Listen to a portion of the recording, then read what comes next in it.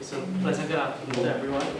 My name is Donnie Boodlal, and now that Derek has actually presented pollution and in its generic sense, I'm looking at a more specialized area in terms of an area associated with air pollution, and that is carbon dioxide and its perceived relation with global warming and climate change and so forth. What is traditionally known as a hot topic, right? No pun intended there. So, the title today for me would be Decreasing Our Carbon Footprint, and I'm bringing it home to Trinidad and Tobago, and we look at reliable mitigation techniques for us here in Trinidad.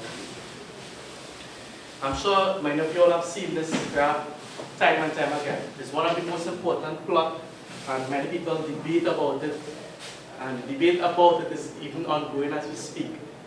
What it really shows in blue is your level of carbon dioxide in the atmosphere over the last 500,000 years or so, and in red, temperature variations in the atmosphere for that same time period.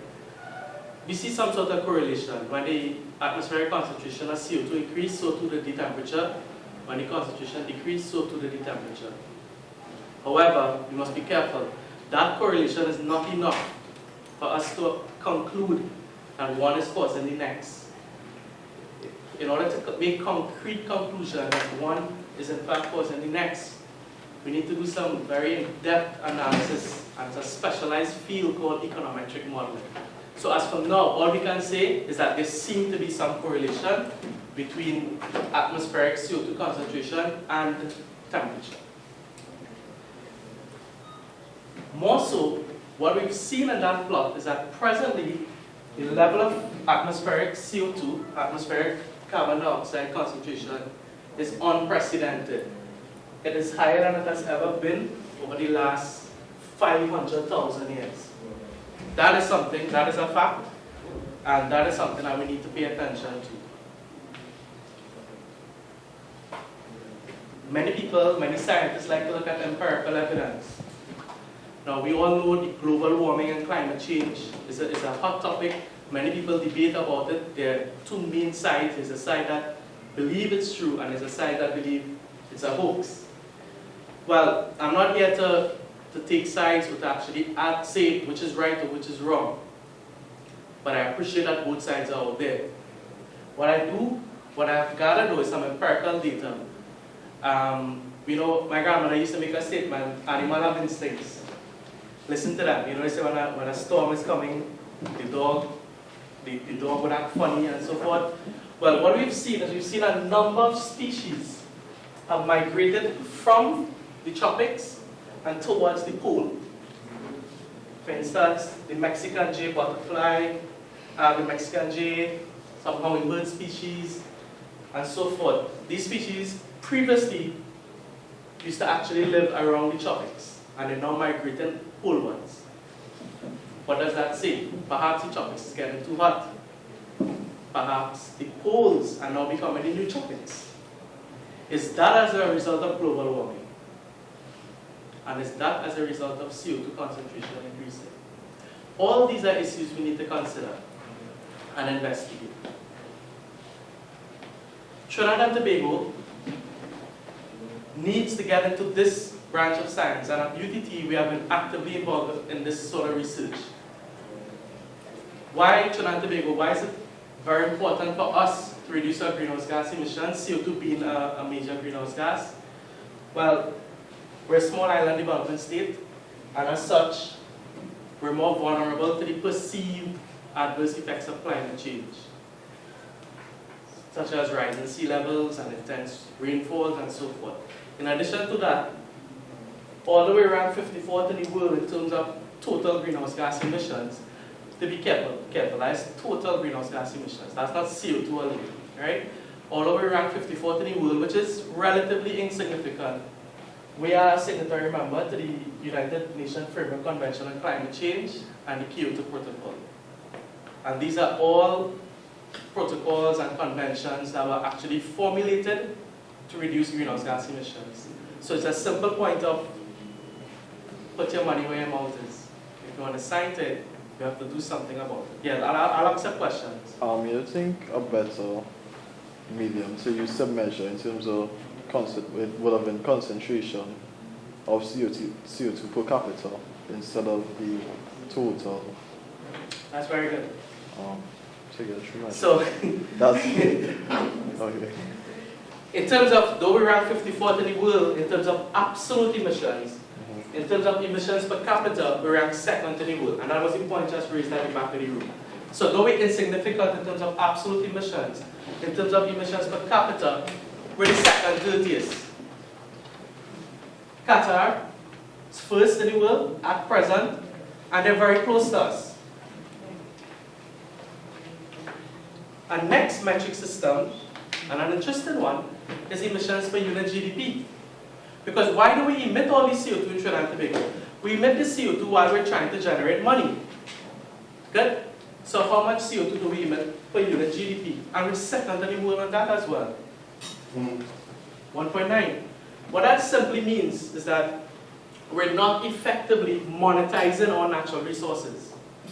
We're emitting a lot more CO2 for every dollar that we generate towards the economy than other countries. In fact, we're the second worst in the world in how effectively we translate our resources into money. Just repeat. What emissions per unit GDP means is that how much CO2 you emit for every dollar US dollar income generated. So if that quotient is very high, it means your numerator is very high and the denominator is very low. It means that you're generating a lot, you're emitting a lot of emissions, and you're not necessarily making a lot of money as a result of it. And since these emissions, Derek talked about anthropogenic, since most of these emissions are man-made, anthropogenic, they come from actually using our natural resources. So what it really means is we're not efficiently monetizing our natural resources. Is that clear? Let me just show you another chart to enforce that. What you have here is you have the same thing, energy use per GDP, which is synonymous to emissions per GDP, right? Because you get emissions from using energy, right? All over the world, look at China. They're getting more and more efficient on how they use their energy. That quotient is what? Decreasing. These are most other countries grouped. Trinidad is in red. While everyone else is getting more and more energy efficient, while they are transforming their natural resources more effectively into money, we are using more and more energy to generate the same dollar. Get the point?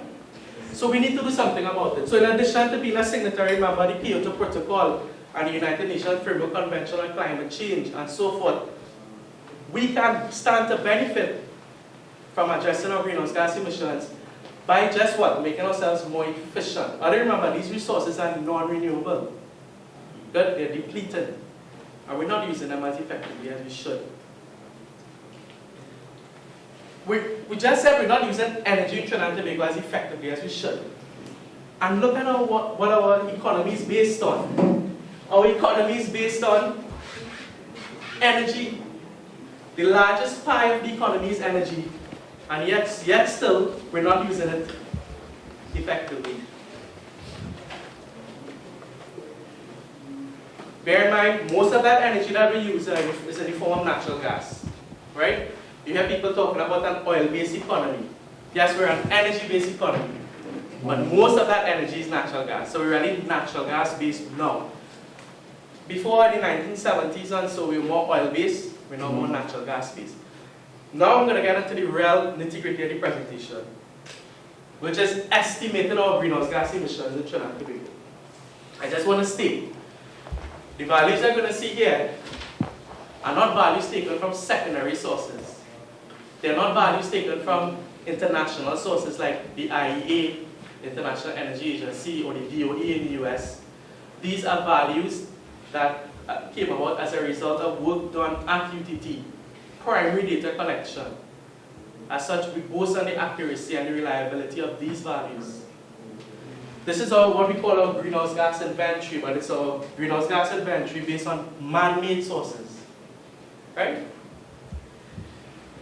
In the year 2010, Trinidad and Tobago emitted 53 million metric tons of greenhouse gas emissions. Of that 53 million metric tons, more than 80% came from two sectors only. More than 80% came from the petrochemical and the power generation sector, 58 plus 23. You guys saw that. There are a number of other small sectors there. I just want to point out one. Transport, 6%. The global average for the transportation sector is about 22%. Whereas in Trinidad, it's just 6%. It's insignificant compared to the globe. Why is that so? Because our petrochemical and power sectors are so large. We are so industrialized. This pie actually endorses the point that people make time and time again about Trinidad and Tobago being a heavily developing industrialized nation. Because look how much traffic we have on the roadways. Like this morning, I came up here late as a result. I came from south.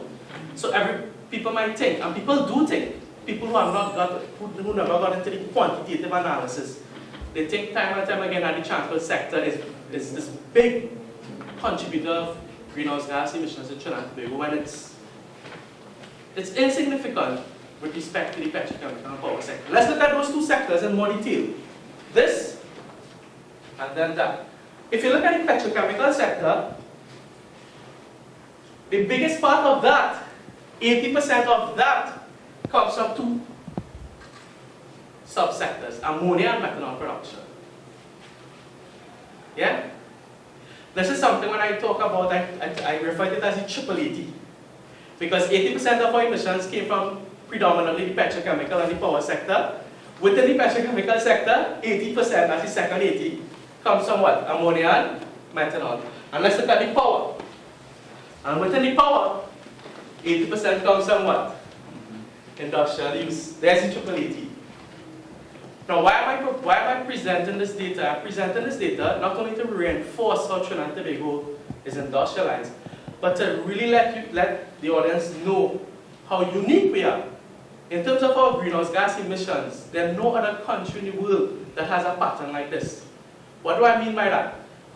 This shows where the bulk of our emissions are coming from. So if you want to have policies, and you want to have legislation, and so forth, to reduce your emissions, it's easy for Trinidad and Tobago because you just have to focus on very certain areas and you make a big impact. Whereas other countries around the world need to focus on a number of different sectors to make that same impact. But you see, you need to be careful. You know what they say, what gets measured, gets managed. So you need to be careful and be guided by the measurement so that your management can be effective.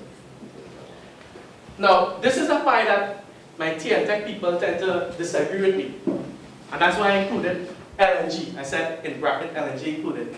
Because when I say over 80% of the power generated in Trinidad and Tobago is consumed by the industry, TNTech says no when they transmit, right?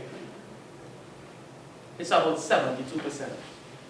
But they don't take LNG into consideration because LNG generates their own power. I took LNG into consideration and that's how it reached up to 80. Yeah? Okay. How about in that transportation sector? Though it's very small, it was 6% if you remember. Let's break it down. Remember in total, 53 million metric tons of greenhouse gas emissions were emitted in Trinidad and Tobago in 2010. 6% of that was from the transportation sector. That's about 3 million metric tons. Of that 3 million metric tons, 53% in 2010 came from use of diesel, 46% from gasoline, a very small percentage from CNG. You know, right now we're trying to change that landscape. We're trying to get more into CNG because it's a cleaner fuel. I just want to talk for 1 minute about this chart. When I did this, well, when we did the study at UTT in 2010, I was startled. I was startled that we were consuming more diesel fuel than gasoline fuel. Yes, I know we had a number of trucks and Hilux and whatnot on the road, but I still wasn't totally convinced that we were using more diesel than gasoline. But my data showed that. Of course, sometime after, the diesel racket was was uncovered. So actually when we were doing our study at UTT, we came up with something that looked a little funny. Later on, it was revealed that most of that diesel was not even consumed in Trinidad. Yeah? So research do give a number of information that can be useful. Where was it consumed then? Well, that's something that I cannot say. It was sold on the black market, and the black market, as the name suggests, is black. No one can say with certainty where, unless an investigation is done. And I'm not part of that investigation. But we should be sure that it was so. What happened is diesel and gasoline in Trinidad and Tobago is subsidized. The government subsidizes it. So the cost we pay for it at the pump is not the real cost. The government pays a bulk of it. So what we understood is that a number of people paid the pump price and then went and sell it to other countries, neighboring countries. So perhaps it was consumed there. Or perhaps some was consumed right in Trinidad and Tobago, but on the black market. Yeah? Okay. I just want to show, now that I've presented the results of our greenhouse gas inventory, I want to show them how unique we are. The total amount of greenhouse gas emissions we emit in Trinidad and Tobago is 53 million metric tons. In the world, it's about 716 million metric tons, so we're insignificant. But look at this. The emissions from power generation in Trinidad and Tobago was 23%. The world average is what? 41%. The emissions from transport is 6. The world average is 22. I spoke about that. The emissions from petrochemical is 58. The world average is 22. So that's something we must appreciate. We are very unique in Trinidad and Tobago. And if we want to reduce our greenhouse gas emissions by having cost-effective mitigation strategies, we must make sure that it takes this unique pattern into consideration. And the rest of my presentation is going to follow suit. So what we did, taking that unique pattern into consideration, we looked at what sort of mitigation strategies can be applicable to Trinidad and Tobago. And we actually ascertained the suitability based on if it's applicable, how easy it is to adopt, and the economic impacts on Trinidad and Tobago. Right? So we weren't going to apply a strategy that's going to cost a lot of money. Right? We wanted it to be first applicable, then easy to adopt, and then assess. Once it passes those two levels, those two hurdles, then let's assess the economic viability. Good? Now this is just the first phase of the study. This is research that is ongoing, and we're going to populate more and more strategies. So you'll just see results from the first phase. So what are some of the strategies we looked at? We looked at fuel switching, the CNG. So we fuel switching from gasoline and diesel to CNG. You all know basic chemistry, and it's a cleaner fuel in terms of the amount of carbon. Though it attacks the very small transportation sector, it's very relevant to Trinidad because our fuel is presently highly subsidized. And if you can fuel switch, not only will you save on emissions, but you will save on that subsidy. Good? And I'll summarize in a slide later on, and you'll see what I'm talking about. We looked at energy efficiency, not only energy efficiency from the consumer point of view, that is from consumption, but from generation. You guys know how many power plants there in Trinidad and Tobago? Power generation plants. But in Trinidad, let's keep it simple. In Trinidad, we have 5. We have 5 power generation plants. Port of Spain, Power Gen. Point Lisa's, Power Gen. And Point Lisa's has the next one, Trinity. And then there's Penal Power Gen, and the newest one in Trinidad, United Estate, TGU, Trinidad Generation Unlimited. That's a library. Of those 5 plants, 2 adopt what we call combined cycle technology. The remaining 3 are either they're simple cycle. They're either simple cycle gas or simple cycle steam. Only 2 is combined, and combined is more efficient. Why? Very simply, how steam works, how gas works, is your gas comes in into a turbine. It's combusted in the turbine, and the hot expulsion products goes to run your turbine blade spins, it's coupled with that generator, and the generator spins, and they get electricity. That's from gas, natural gas. Without transforming it to steam. We have one power plant that comes to mind, is Trinity Power. Cuba works under that technology. Gas alone. The gas goes straight into a gas turbine. A gas turbine is much like what our jet engines have. Gas goes straight into it. It's burnt. As it's burnt, that high energy does work against the turbine blades, causes the shaft to spin. That shaft of the turbine is coupled with a generator. Generator spins, you get electricity. That's one way. Trinity Power does that. Our next way is with steam turbines. The gas goes and is used to boil water. Create heat to boil water. That creates steam. That steam now goes to a steam turbine. So rather than the gas goes straight to the gas turbine, it now goes to produce steam, goes to a steam turbine. Once again, does work, spins, generate. Power to spin is steam technology. Combined is where you have both of them working in cogeneration. You first have your gas turbine, and the waste heat from gas goes to run your steam. And in Trinidad, we only have 2 of our 5 plants uses that waste heat. So all the mitigation strategies we looked at, not only CNG, energy efficiency in consuming, I don't need to talk more about that, but also in generation. We have room for improvement there. We also looked at the renewable energies, wind, solar. We looked at some specific technologies that can be really, really appealing to Trinidad and Tobago. I'm not sure how much of you all are aware of carbon dioxide enhanced oil recovery and carbon capture and storage.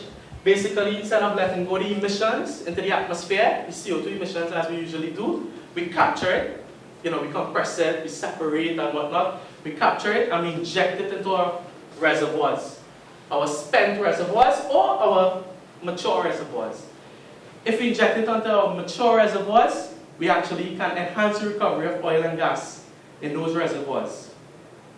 Right? That's what we call enhanced oil recovery. If we inject it into spent reservoirs, all we're doing there is we're doing something called CCS, carbon capture and storage, sequestration. We're just storing it rather than getting into the atmosphere. So we looked at all of these technologies for Trinidad and Tobago. And this is what we came up with. We came up with this curve that I tend to call a cost abatement curve. Now this curve is very useful. What the curve says is it shows which technologies can reduce emissions in Trinidad and Tobago, how much emissions it can reduce, and that is in the x-axis. For instance, photovoltaic has the potential to reduce 1 metric ton. Of the 53 million per year, 1. You follow? CCS has the potential to reduce 2.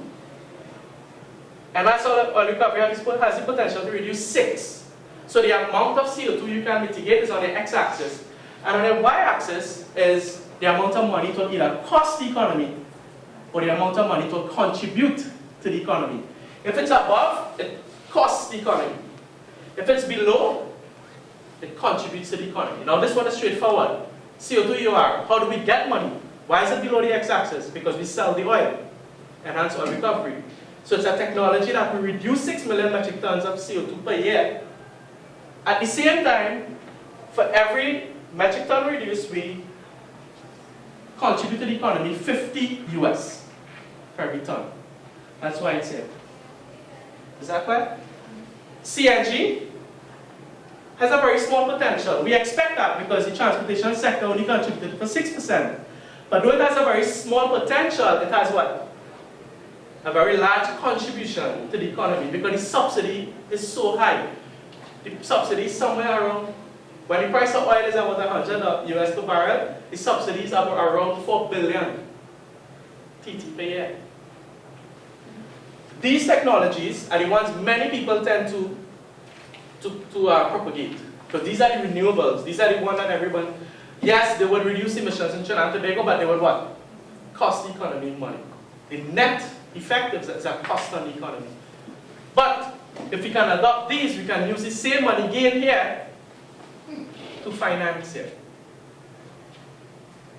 And that is the level of research that we're piloting and pushing at UDT.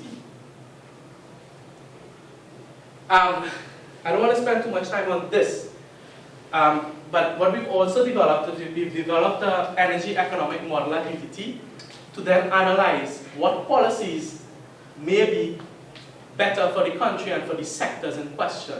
The two main sectors, if you remember, the petrochemical and the power generation sectors. So we've developed a macro energy economic model at UTT where any policy that we would like to implement to reduce greenhouse gas emissions, we can use that tool to analyze what can be the effect on productivity in that sector, on unemployment in that sector, on emissions in that sector, on carbon trading within that sector, on tax revenues, and so forth. So the next 2 or 3 slides talks about that, but so this just gives the characteristics of the model, but I don't want to get into that. But it was built up on a platform known as GAMS, General Algebraic Modeling Software. So it's mathematical model more or less. It's general equilibrium. For those of you who are involved in that sort of work, there are many advantages to that model. So I'll now conclude. The distribution pattern of greenhouse gas emissions in Trinidad and Tobago is significantly different from most other countries. That statement cannot be highlighted enough. As such, effective greenhouse gas mitigation strategies are substantially different to those from most other countries. In Trinidad and Tobago, we like to adopt whatever works elsewhere, let's bring it there, let's bring it here. That's not necessarily the strategy in this case because of that unique pattern. If you remember my cost curve, the green and red bits, there was a potential reduction of close to 40% of our 2010 levels. And of that, a significant amount was going to contribute to the economy, 78%. Yeah? They were below, remember I was below the x-axis? Just to highlight some in particular, fuel switching to CNG was one of the promising one, where it contributed $130, that's US, for every ton of CO2 we mitigate. And CO2ER was the next one, contributed 50 US per ton of CO2 that we mitigate. However, this is just talking the talk. This is just your research. In order for this to materialize and to transform into policies and then be implemented, we need a favorable response from all stakeholders, government, business, ourselves as consumers. So that's it. I'll be happy to entertain any questions. One more question. I'm not sure if you realize the pattern. I don't know if it's a pattern, but the slide that you had, the GDP per capita, right? And the GDP, the CO2 per capita. Qatar and Trinidad and Tobago ranks first and second, and those two are major LNG exporters. I don't know if you realize that correlation. Yes. If there might be any form of relation, why there might be actually that high CO2 emissions for both territories. Yeah. So that's an interesting point. GDP, CO2 per capita. Yeah. If you're going to be high on that quotient, then it's either you emit a lot of CO2 or your population is very small, or a combination of both. And Qatar and Trinidad and Tobago happen to have around the same ratio. It's only coincidental that we both export LNG. Okay. There's no scientific relation as to why they're first and we're second with respect to that. All right. So, but I'm glad you raised that point, because what I usually do, and I didn't intend to speak about it today, but some people say, how are you going to rank people? Is it based on absolute emissions? Is it based on emissions per capita? Or is it based on emissions per GDP? How are you going to rank them? How are you going to place sanctions on them? What is your point of view? And I've formulated something that I hope catches on.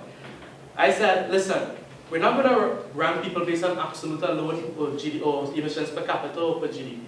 Let's rank people on absolute. Of that absolute ranking, then rank them on per GDP, and then rank them on per capita. You guys remember the Venn diagram? And draw the three sets, the three subsets, and where they what? Intersect. That means you fall in all three. What is your excuse? And I thought that that intersection point should be the place to start. And I'm trying to propagate this. I spoke in Chile in January about this, and I heard people echoing it now. So I hope that, that takes place. But to answer your question directly, no direct correlation because of being energy exporters. They emit a lot more CO2 than us, but then because their per capita is a lot bigger than us, they came down. Alright, so I guess that's it. More questions, or? I'm sorry.